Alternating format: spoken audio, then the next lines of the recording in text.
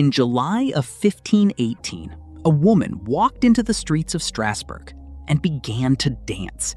Not gracefully, not joyfully, but violently, uncontrollably.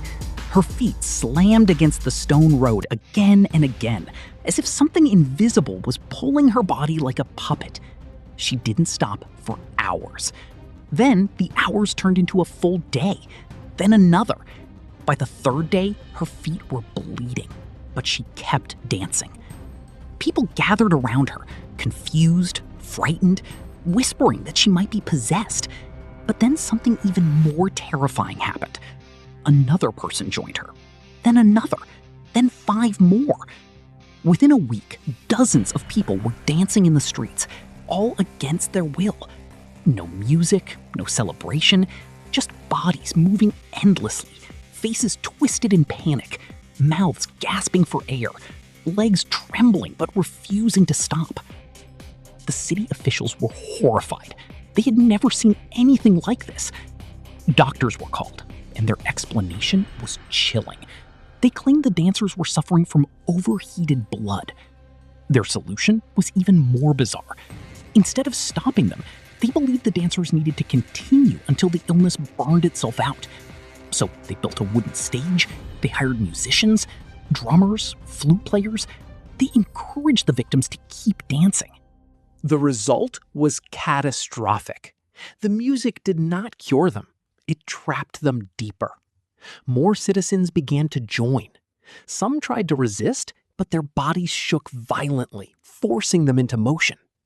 Witnesses described people screaming while dancing, begging for help, crying that they could not stop. Day after day, the number grew. Streets filled with exhausted bodies swaying in unnatural rhythms. Some collapsed only to stand again and continue. Then the deaths began. One dancer fell suddenly, clutching his chest. Another collapsed with foam at her mouth. A third simply dropped, lifeless, while others continued dancing around her body. The heat of summer made it worse. People danced under the blazing sun, sweating, dehydrated, starving. Many suffered heart attacks. Others died from strokes. Some simply collapsed from exhaustion and never woke up. Within weeks, hundreds were affected. Reports claimed that up to 15 people were dying each day. The city that once echoed with market chatter now filled with the sound of shuffling feet and desperate breathing. Families watched their loved ones dance themselves to death.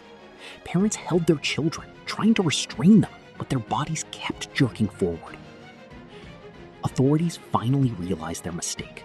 They banned music. They dismantled the stage.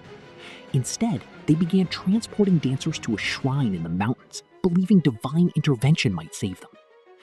Slowly, the dancing began to stop. Survivors collapsed, barely alive. The streets fell silent again. But the mystery remained. No poison was found. No disease explained it. Some historians believe it was mass hysteria. Imagine seeing your neighbor suddenly begin to dance in terror, then your friend, then your family. Imagine your own legs beginning to shake and you cannot stop them. Your body moves even while your mind screams. You dance until your heart gives out and no one can help you. More than 500 years later, the dancing plague of 1518 remains one of the most disturbing events in human history. No clear cause, no clear cure, just a city that watched people dance themselves into graves. And the most terrifying part is this. What if it wasn't just history? What if the human mind is capable of triggering something like this again? What if one day, somewhere, someone starts dancing and others begin to follow? If you witnessed something like this in your city, would you run or would your body already be moving? Subscribe because the next story might be even more disturbing than this one.